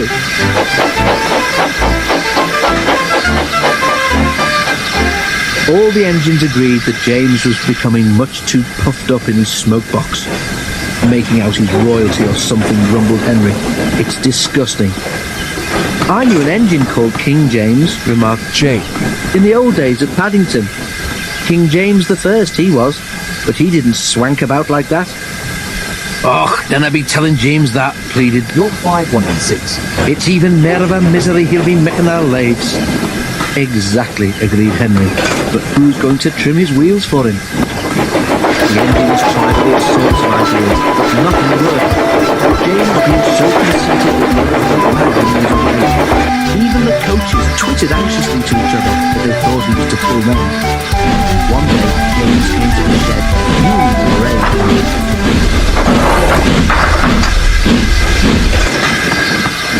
Shunting, he snorted. Where are Donald and Douglas? They should be here for jobs like that. But the twins were helping on Edward's branch line, so James had to do the work himself. James's train had long trucks called well wagons. These have bogie wheels at each end, with a low section between them. They're used to carry cars, tractors, and other heavy machinery. The shunting should have been easy, but James was cross and bumped the trucks. Oh, oh, oh, oh, oh, they cried.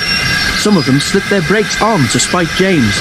The weather was damp and misty too, so the shunting took a long time. At last James had only 2 trucks to fetch before his train was ready.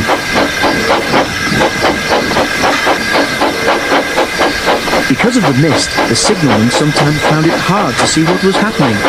James's driver told him that James would whistle when they had collected all the trucks and be clear of the points. They had almost finished when suddenly James heard a sharp beep beep from another engine close by. The signalman heard it too and thought it was James saying he was ready. He pulled the lever, setting the points for the main line. James wasn't ready. The points changed when one of the trucks was halfway over them. One bogie went the right way, but the other was diverted towards the main line. Before James realised it, the truck was travelling sideways between the 2 lines. A signal stood right in its path. "Stop!" squealed the truck, but it was too late.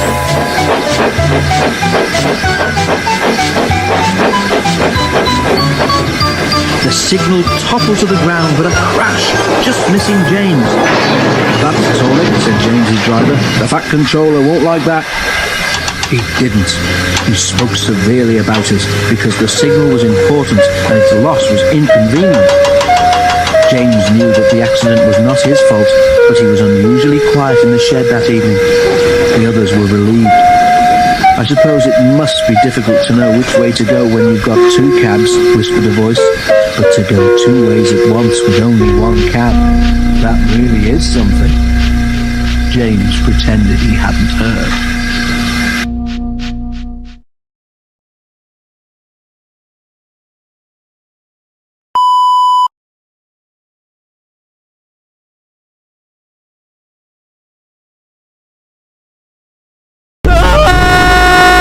Hey, Italian man!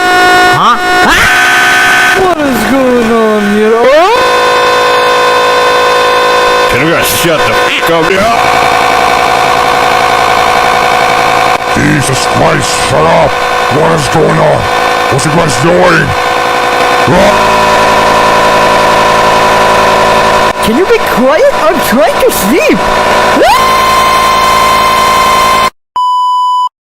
One day, James had to wait at the station till Edward and his train came in. This made him cross. Late again. Edward laughed, and James fumed away.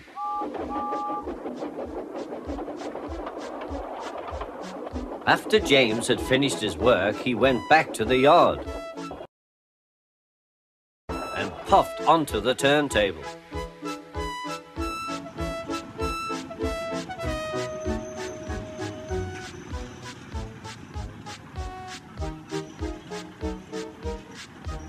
He was still feeling very bad-tempered. "Edward is impossible," he grumbled to the others. "He clanks about like a lot of old iron, and he is so slow he makes us wait." Thomas and Percy were indignant.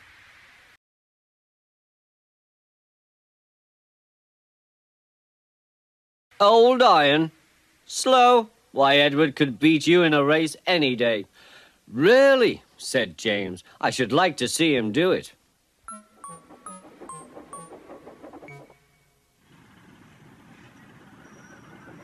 Next morning, James's driver was suddenly taken ill.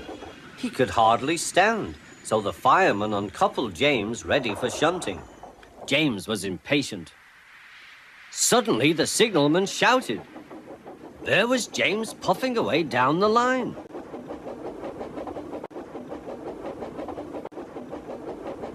"All traffic halted," he announced at last. Then he told the fireman what had happened.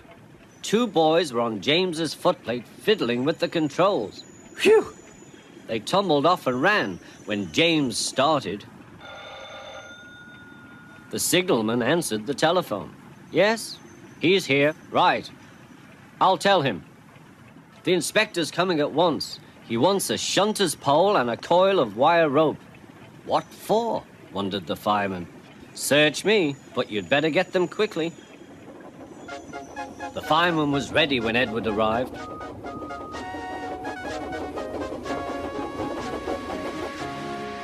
The inspector saw the pole and the rope. Good man, jump in.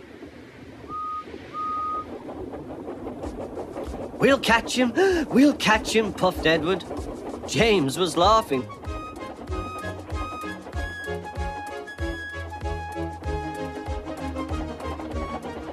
What a lark, he chuckled to himself.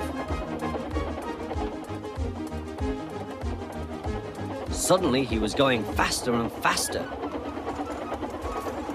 He realized that he had no driver. What shall I do? I can't stop. Help! Help! We're coming, called Edward.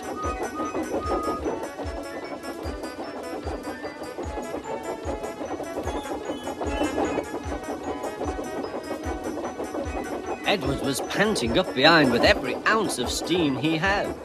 At last he caught up with James.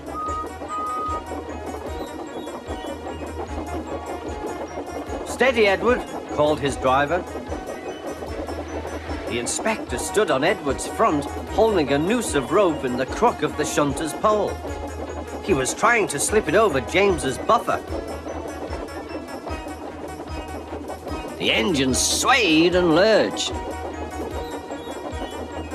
At last! Got him! He shouted. He pulled the noose tight. Gently braking, Edward's driver checked the engine's speed, and James's fireman scrambled across and took control. So the old iron caught you after all, chuckled Edward. I am sorry, whispered James. Thank you for saving me. You were splendid, Edward. That's all right, replied Edward. The engines arrived at the station side by side. Sir Topham Hatt was waiting. A fine piece of work, he said.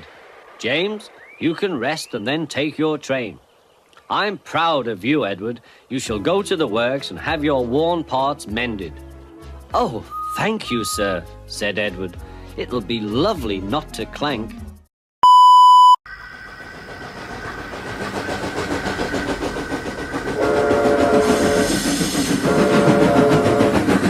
What's the matter, Harwin? Nothing much, Timothy. Just finishing up the last train of the day.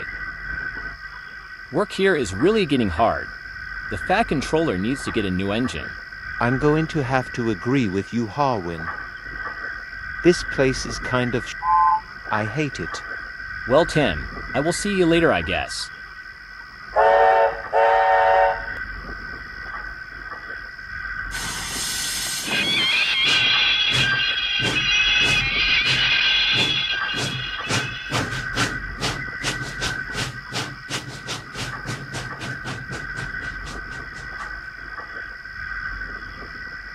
Well, great.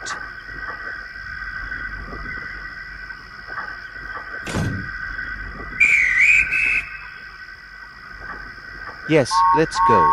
Come along, come along.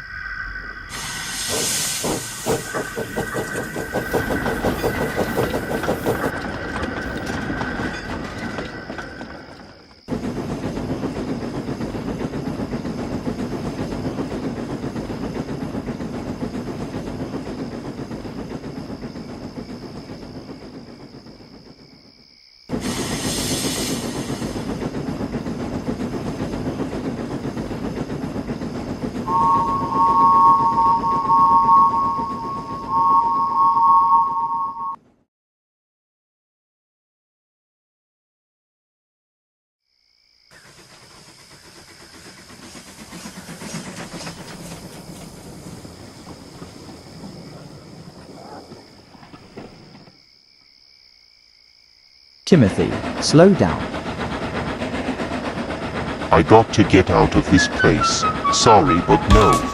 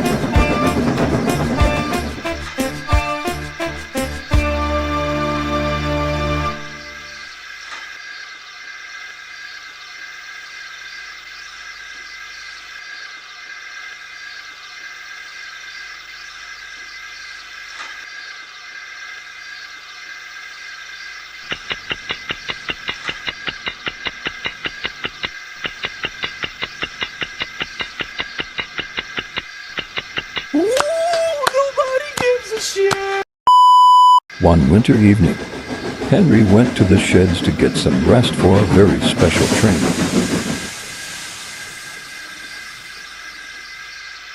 Come on, Henry, we're leaving at 3 and coming back at 6 for a nap. Okay. If we pull the kipper nicely, the controller will let us have a chance of pulling express trains from time to time. Would that be nice, eh? That would be lovely. Okay, Henry, let's get some rest.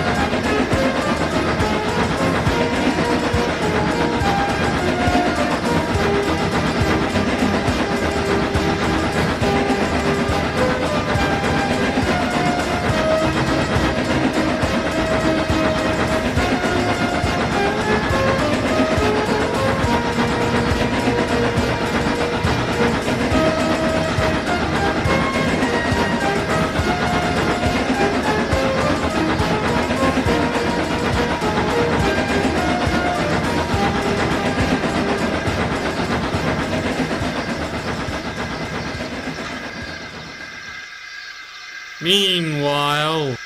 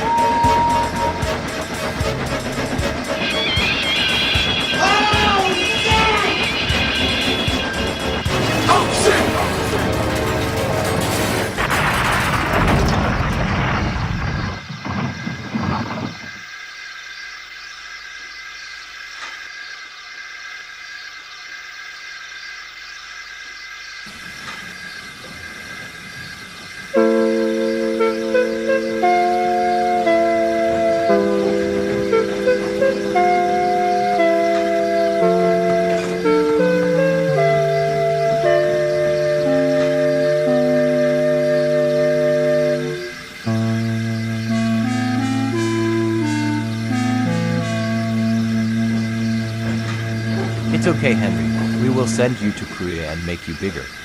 Better, stronger, and feel a lot better, plus give you a year amount of Welsh coal. Thank you, sir. I am thankful, sir.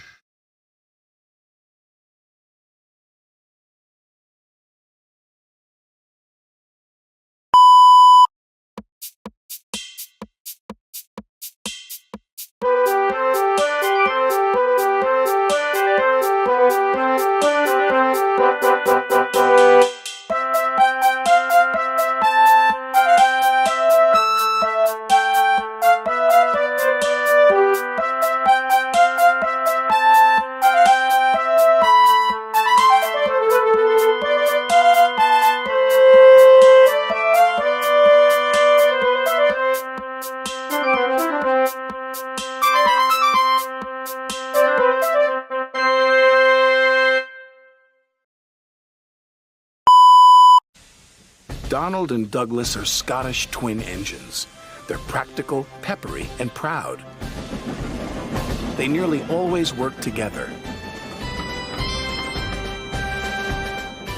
One day, Donald and Douglas were chuffing through the countryside, hauling a heavy load. Down the line, Trevor the traction engine had been struggling with a big cartload of hay. Crossing the tracks, the cart's wheels had broken off. Then Trevor heard a whistle. "Oh no!" Trevor cried. Donald could see the cart. "Stop!" he cried. Donald's driver applied the brakes, but it was too late.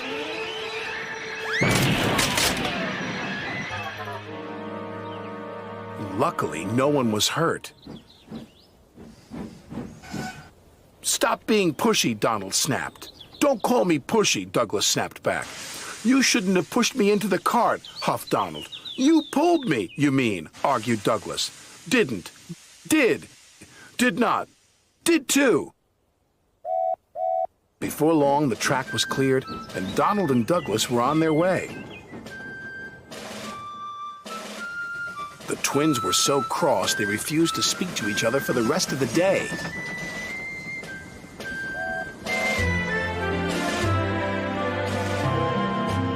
The next day, Sir Topham Hatt needed an engine to help Duck at the smelter's yards. "May I go, sir?" said Donald eagerly. "I only need one engine," said Sir Topham Hatt, "not two." "I am only one engine, sir," said Donald, "and I would like to work with Duck." Sir Topham Hatt was surprised, but agreed. Thomas was worried. "Won't you miss one another?" he asked. "I know I'd miss Annie and Clarabelle. I'll work better on my own," sniffed Douglas. "I have work to do," huffed Donald. At first, Donald enjoyed working with Duck.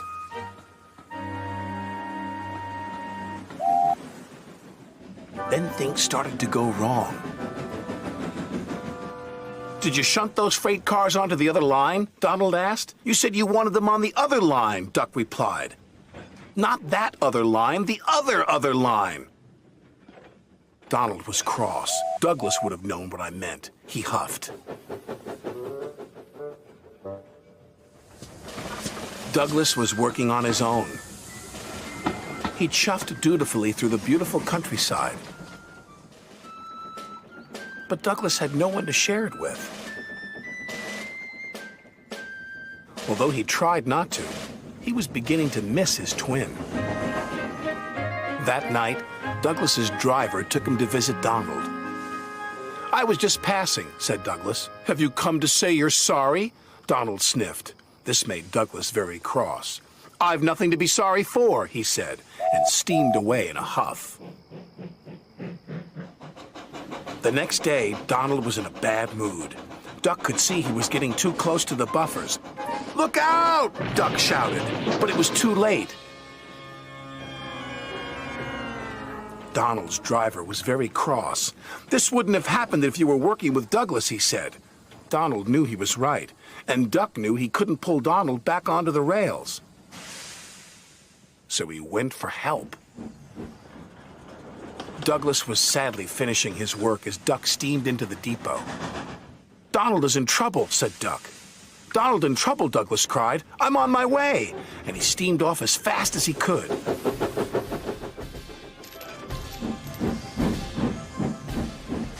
Douglas struggled and struggled. He finally pulled his twin gently back onto the tracks. He was relieved Donald wasn't hurt. "Thank you," Donald said, "and I'm sorry."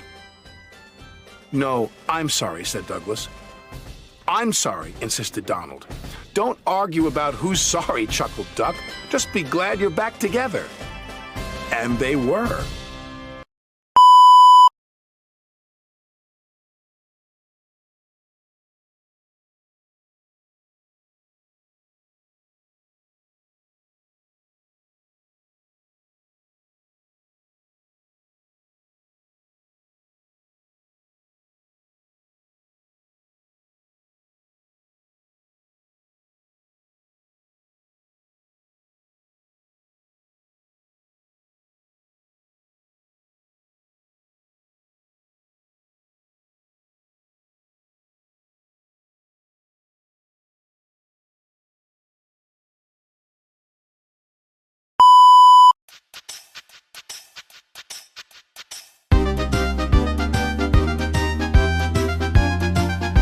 I'm expressing